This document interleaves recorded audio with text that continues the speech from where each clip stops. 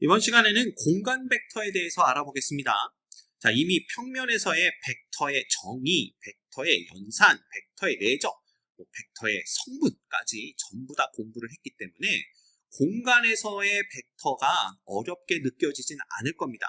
그러니까 천천히 하나씩 같이 살펴보도록 하죠. 먼저 공간 벡터는요, 이 벡터라는 것이 크기와 방향으로 결정되는 어떤 양이잖아. 그게 꼭 평면에만 있을 필요는 없다라는 거죠. 자, 쉽게 얘기하면 벡터를 우리 표현할 때 화살표를 이용했었어요. 그죠? 그래서 화살표의 방향과 화살표의 길이로부터 방향과 크기를 나타냈었는데 그 화살표를 공간에서도 충분히 그릴 수 있다라는 겁니다. 그렇게 생각하면 공간에서도 벡터를 생각하는 게 자연스러운 일이고요. 그래서 평면이나 공간 중에서 공간에 존재하는 벡터를 공간 벡터라고 한다. 이렇게 정의를 하고 있는 겁니다. 됐죠? 그러면 공간 벡터의 성분을 알아볼 수가 있는데요. 우리 평면 벡터에서도 위치 벡터라는 거에 대해서 공부를 했었습니다. 평면 벡터에서의 기억을 더듬어 보면 이 위치 벡터라는 것은요. 좌표 평면에서 원점을 항상 벡터의 시점으로 보는 거죠. 그래서 예를 들면 X축이 여기에 있고 Y축이 여기에 있을 때 시점이 항상 원점이 되면 종점 하나만 주어지게 되면 벡터 하나가 자연스럽게 정의가 되는 겁니다. 그래서 벡터를 정의할 때 종점만 가지고 정의하자. 근데 이 종점이라는 것은 좌표 평면 위에 놓이는 거니까 결국 A1, A2라는 이 종점의 좌표를 가지고 정의를 할 수가 있게 만든 거고요. 그래서 이 종점의 좌표로 어떠한 벡터 A라는 놈을 나타내는 때 요 놈들을 벡터의 성분이라고 얘기를 한다라는 것입니다. 그래서 요 내용이 그대로 공간에도 적용이 돼요. 그래서 공간에서도 좌표 공간에서 원점을 벡터의 시점으로 본다면 종점 하나의 좌표만 주어지게 되면 벡터 하나를 정의할 수가 있게 되고요. 그래서 간단하게 이 종점의 좌표들로부터 벡터를 정의하는 것을 공간에서의 위치 벡터라고 보는 거죠. 그래서 OA 벡터, 시점이 원점이고 종점이 A인 벡터를 그냥 스몰 a 벡터라고 표현한다면 이 스몰 a 벡터는 좌표, 즉 종점의 좌표들로 딱 표현할 수가 있게 되는 겁니다. 그래서 이때 A1, A2, A3를 벡터 A의 성분이라고 얘기를 하고요. 그 다음에 A1을 A의 벡터 A의 X 성분, A2를 Y 성분, A3를 G 성분이라고 한다. 이렇게 표현이 되고 있습니다. 됐죠?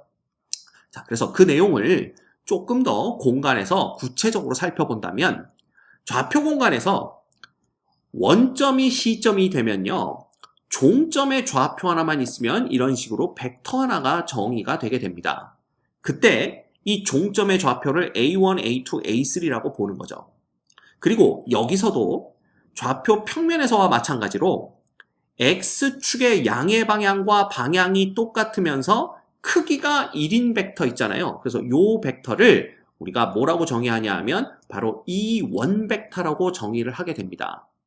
그렇죠? 그래서 이 원 벡터를 성분으로 나타내자면 이 종점이 X축 위에 놓이기 때문에 얘는 1, 0,0으로 표현을 할 수가 있어요. 또한 Y축의 양의 방향과 방향이 똑같으면서 크기가 1인 벡터를 우리가 E2 벡터라고 정의를 하는데 이 E2 벡터가 성분으로 표현하면 0, 1, 0이 되는 거죠. 그죠?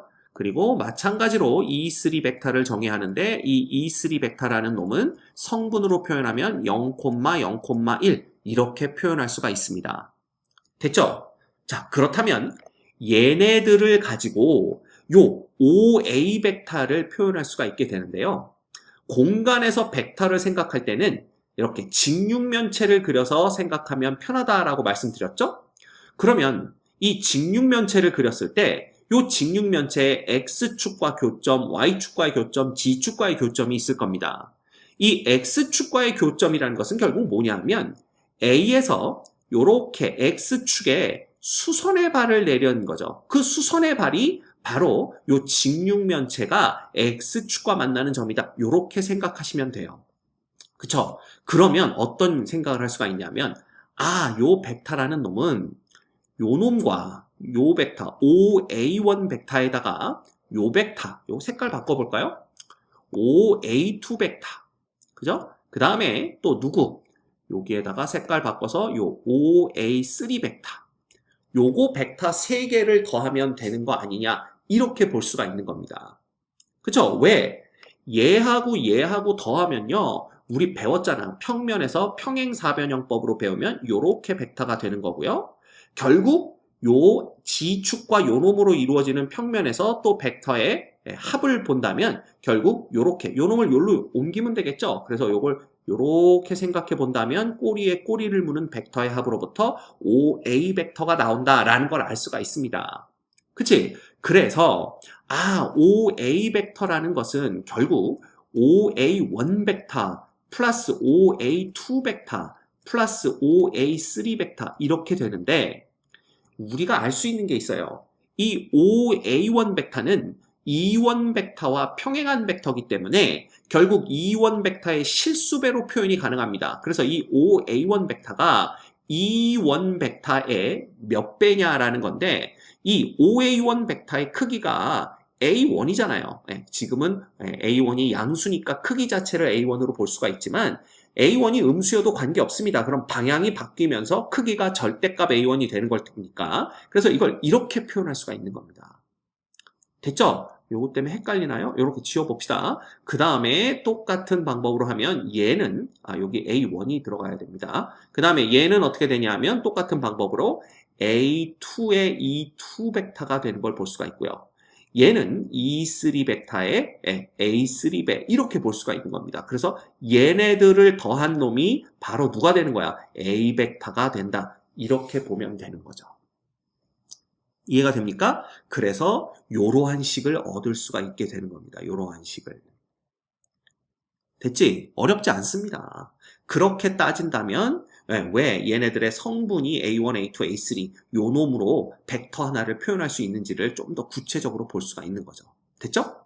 그래서 이 E1, E2, E3의 크기가 모두 다 1이기 때문에 얘네들은 전부 단위 벡터가 되고요. 그래서 좌표 공간 위의 모든 점의 위치 벡터는 이네들 E1, E2, E3 벡터들의 실수배의 합으로 표현하는 게 가능합니다.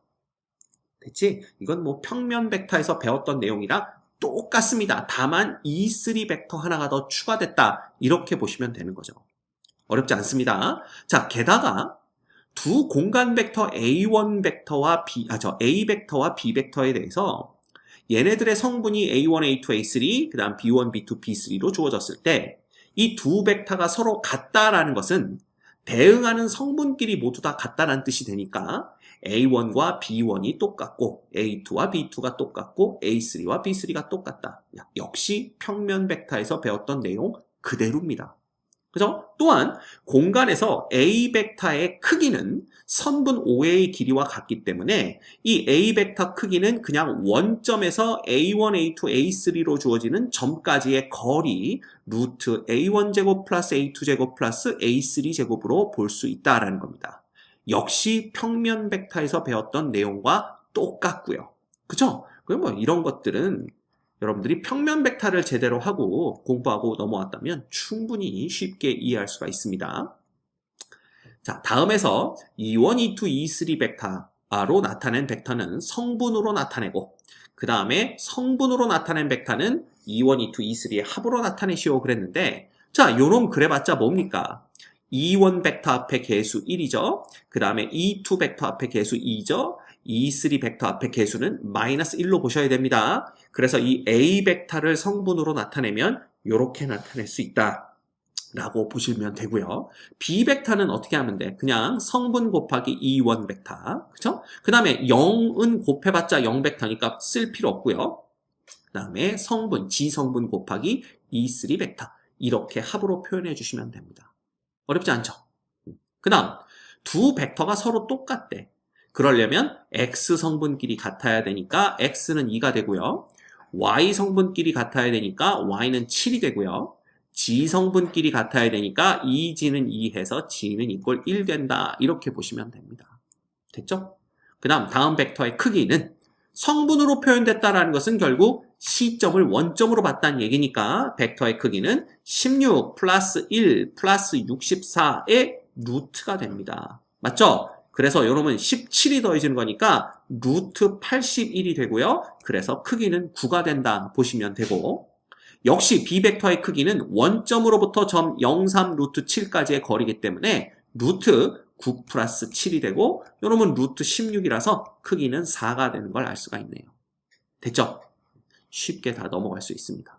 그 다음 벡터의 성분에 의한 연산 그랬는데, 두 공간 벡터 A와 B가 성분으로 주어지게 되면요, 당연히 그 벡터의 합은 성분들끼리의 합으로 표현할 수가 있습니다.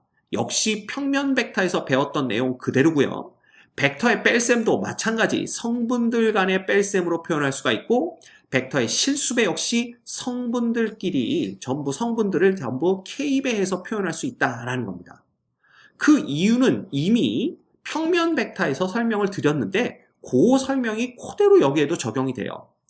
그래서 A 벡터를 표현하면 단위 벡터 E1, E2, E3로 이렇게 표현할 수가 있고요. B 벡터도 마찬가지입니다. 그러면 A와 B를 더하라라는 것은 이렇게 되는데, 이게 묶는 거죠. E1 벡터끼리 묶고 E2 벡터끼리 묶고 E3 벡터끼리 묶어버리면 앞에 개수들이 A1 플러스 B1, A2 플러스 B2, A3 플러스 B3가 되기 때문에 결국 이 앞에 있는 개수들이 성분이 되는 거라 이런 성분 벡터로 표현할 수가 있는 겁니다. 뺄셈도 마찬가지, 그 다음에 실수배도 마찬가지입니다. 그래서 평면에서 배웠던 내용이 그대로 적용이 되면서 그냥 지성분 하나 더 추가된다 라고 생각하시면 돼요. 됐죠? 그 다음 특히 우리 벡터의 뺄셈을 보시면 이 A라는 점과 B라는 점에서 OA, OB가 이렇게 결정이 될 거 아니에요. 그렇다면 AB라는 벡터는 벡터의 뺄셈에서 배웠습니다. OB 벡터 빼기 OA 벡터가 돼서 얘를 성분으로 표현하면 이런 식이 되겠죠. 그래서 AB 벡터의 크기라는 것은 당연히 이 두 점 있죠. A라고 주어지는 점과 B라고 주어지는 이 두 점 사이의 선분의 길이가 결국 AB 벡터의 크기가 된다라는 것을 확인할 수 있습니다. 너무나 자연스러운 결과죠. 됐죠? 그래서 좌표 공간에서 두 점 얘와 얘가 주어졌을 때 AB 벡터라는 놈은 시점 O를 중심으로 생각해 본다면 당연히 이거 보세요. OB에다가 요 벡터에다가 AB 벡터를 더해버리면 누가 나오는 거야? 꼬리에 꼬리를 무는 합에 의해서 OB 벡터가 나와버립니다. 그대로 쓰면요, OA 벡터 플러스 AB 벡터가 누구기 때문에 OB 벡터가 되는 거기 때문에 이 OB 벡터가 AB 벡터가 큰일 날 뻔했네요. AB 벡터가 뭐가 된다고요? OB 빼기 OA 벡터가 되는 겁니다. 혹시 또 이걸 모르는 사람이 있을까 싶어서, 얘가 왜 이렇게 되는지 모르는 사람이 있을까 싶어서 이것까지 다시 한번 언급을 했습니다. 됐죠? 어렵지 않아요. 자, 그러면 프랙티스 문제 볼까요? AB가 이렇게 주어졌을 때 얘는 그냥 갑니다. 2에다가 요놈의 2배 6을 더하면 8이고요. 0에다가 요놈의 2배 더하면 마이너스 2고요. 그 다음 마이너스 2에다가 요놈의 2배 8 더하면 6 이렇게 됩니다. 너무 쉽네요. 게다가 얘는 요놈의 3배에서 얘를 빼주면 3 되고요. 요놈의 3배 해봤자 0이고 얘를 빼주면 1 됩니다. 그 다음 요놈의 3배 하면 마이너스 6이 되고 얘를 빼주면 마이너스 10이 되는 걸 볼 수가 있네요. 됐지? 어렵지 않습니다. 자, 또한 AB가 이렇게 두 점으로 주어질 때 AB를 성분으로 나타내라. AB 벡터. 당연히 이 AB 벡터라는 놈은 OB 벡터 빼기 OA 벡터니까 요 놈들은 위치 벡터라서 성분들끼리의 뺄셈으로, 그래서 4 빼기 마이너스 1이니까 5, 마이너스 1 빼기 3이니까 마이너스 4, 2 빼기 0이니까 2 이렇게 표현할 수가 있고요. 당연히 이 AB 벡터의 크기라는 것은 원점으로부터 2점까지의 거리랑 똑같으니까 루트 25 플러스 16 플러스 4 해서 여러분 루트 45가 되고요. 얘는 9, 5, 45니까 3루트 5 요렇게 크기가 결정되는 것을 볼 수 있습니다. 됐지? 그래서 공간 벡터라고 해서 어려울 거 하나도 없습니다. 평면 벡터를 제대로 공부했다면 공간 벡터는 너무나 쉽게 이해하고 넘어갈 수 있게 됩니다.